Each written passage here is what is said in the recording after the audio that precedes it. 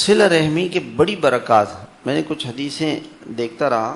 ایک تو اللہ تعالیٰ یہ سب حدیثوں کی بات ہے کہ جو صلہ رحمی کرے گا اللہ تعالیٰ اس کے عمر میں برکت دیں گے، اس کے لیے سہولتیں پیدا کریں گے اور اس کی مشکلات کو دور کر دیں گے. آج جتنی بھی مشکلات اور نحوست ہیں نا اس وجہ سے ملتے نہیں، بھائیوں سے نہیں ملتے، ماں باپ سے لوگ نہیں ملتے، ان کا ادب نہیں کرتے، ان کا خیال نہیں کرتے، ان کو تنگ کرتے ہیں، ناراض کرتے ہیں، ماں باپ کو ماں سے باپ سے روٹے ہوئے ہیں. کتنی محرومی کی بات، کتنی بڑی محرومی کی بات. چھوٹی چھوٹی باتوں پہ کبھی ایسا نہیں کرنا چاہیے. سہولت اللہ پیدا کریں گے، مشکلات دور کریں گے.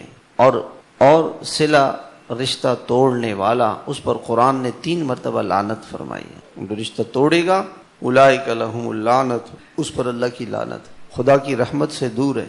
آپ کروڑ پتی بھی ہوں گے، آپ کے گھر میں سکون نہیں ہوگا اگر آپ نے اپنی بہن کو ناراض کیا ہے، خالہ کو ناراض کیا ہے، پھوپھی کو ناراض کیا ہے، کسی بھائی کو، کسی پڑوسی کو ناراض کیا ہے، تو آپ کے گھر میں سکون نہیں آئے گا، کسی کا دل دکھایا ہوا ہے آپ. اور فرمایا کہ رشتہ توڑنے والا جنت کی خوشبو بھی نہیں سونگھ سکے گا، وہ 500 سال دور سے آتی، جنت کی خوشبو بھی نہیں سونگھ سکے. صلہ رحمی کرنے کا بدلہ اللہ دنیا میں دیں گے، اس کے رزق میں وسعت دیں گے، عمر میں برکت دیں گے، اس کی قبر میں وسعت دیں گے، اور اس کو عرش کا سایہ ملے گا.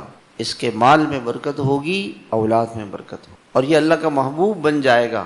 سب سے اللہ تعالیٰ کو محبوب ہے وہ قدم جو فرض ادا کرنے کے لیے، نماز، روزہ، حج، زکوٰۃ جو فرائض ہیں اس کو ادا کرنے کے لیے جو قدم اٹھتا ہے یہ اللہ کا محبوب ترین قدم ہے. اور دوسرا وہ قدم جو ماں سے ملنے کے لیے، بھائی سے ملنے کے لیے، چچا سے ملنے کے لیے آپ جائیں.